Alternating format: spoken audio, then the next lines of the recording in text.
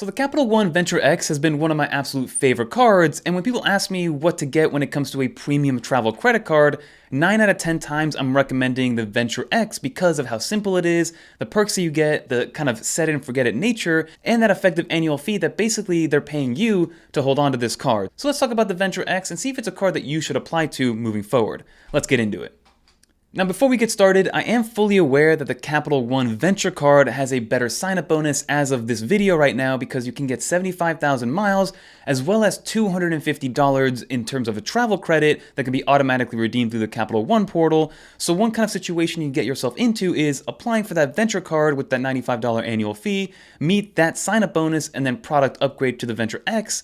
But another cool perk about Capital One is that you can actually have both of these cards separately. So you could apply for the Venture currently, which has a little bit of a better sign-up bonus, and then later on, after you meet that sign-up bonus, then apply for the Venture X to get an additional 75,000 miles, if that's something that you want to get into. But I do want to focus mostly on the Venture X in a silo to kind of explain to you why I think it's one of the best cards on the market right now. But I will leave links down below for both the Venture as well as the Venture X if you guys do want to get some more information on it, and clicking on those links really helps out the channel. But let's get into the Venture X and why it's the best card on the market. So as I mentioned in the very beginning, the sign-up bonus for the Venture X is a 75-mile bonus after spending $4,000 in the first 3 months, which is on the higher end in terms of a sign-up bonus. For instance, on the Chase side, for these types of cards, you only get around 60,000, and then depending on which American Express you go to, for this price point, you usually get around that 75 to 90,000 sign-up bonus.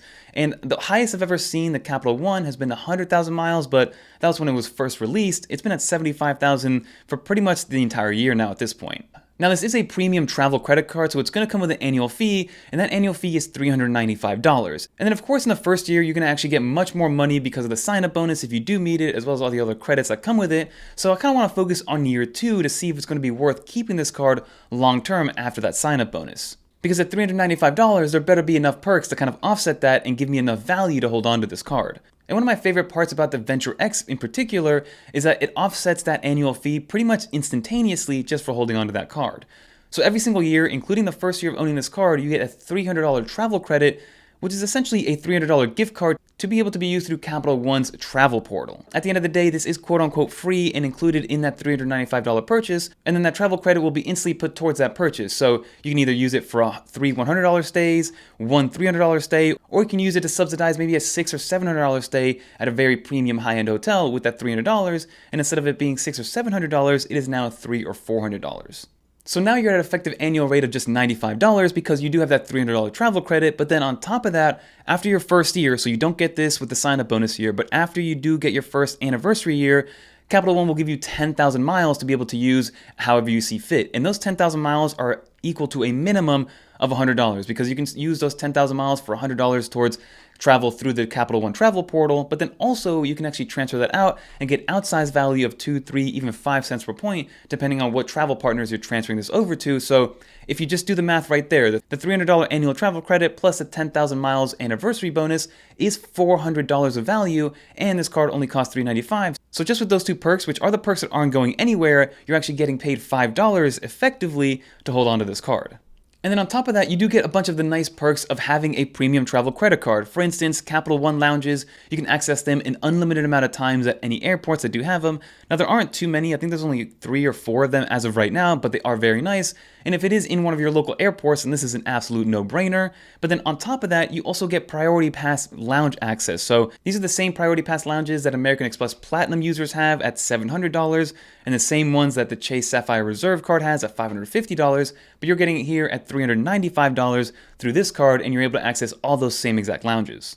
And then the last credit you do get is $100 towards TSA PreCheck or Global Entry, which you have to renew every 4 years. So this is essentially another $25 a year that you get just for holding onto this card. And that's not even talking about all the spend multipliers on the categories that we're going to talk about in a second. And then of course, Capital One has a bunch of other nice little perks inside of there, but the only other one that I want to mention is the Hertz President status. So it's basically the highest tier of Hertz rent-a-car status that you can get, and that comes complimentary with your Capital One Venture X, and that basically gives you free upgrades, some discounts on rent-a-cars, which we've taken advantage of, and priority lines. So you can literally skip the entire line just by having this status, which is a very cool little perk to have if you're somebody that rents cars on a frequent basis. But now let's talk about those spending categories, because after you do get the 75,000 mile sign up bonus and things like that, and if you're somebody that just wants to use a card that you can use on an everyday basis, this is the absolute perfect card for you, because yes, you get 10x back on all hotels purchased through the Capital One transfer portal, which is a great perk to have. You also get 5 points per dollar spent on all flights booked through the Capital One portal. But then lastly, the most important one is that you get 2x back on everything else. So any purchase, whether it's an iPhone from an Apple store or a stick of gum from the grocery store,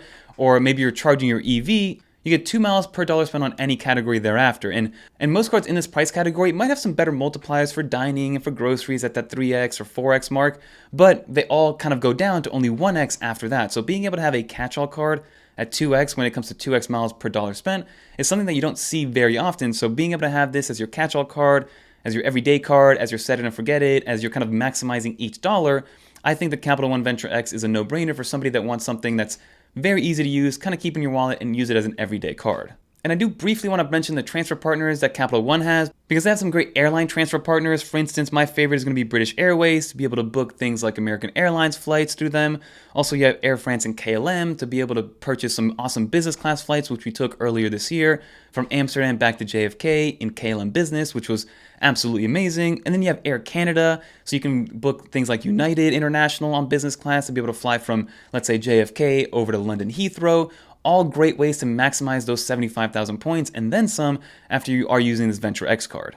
So all in all, when it comes to the Capital One Venture X, it's one of my most recommendable cards for anybody looking to get into the premium travel space, because it's easy to use. You have some justified and some real effective annual fees that kind of take advantage of it, and it's a total wash because of the fact that they're essentially paying you to hold on to it. So if you travel just once a year, I think this card is enough to justify that $395 annual fee.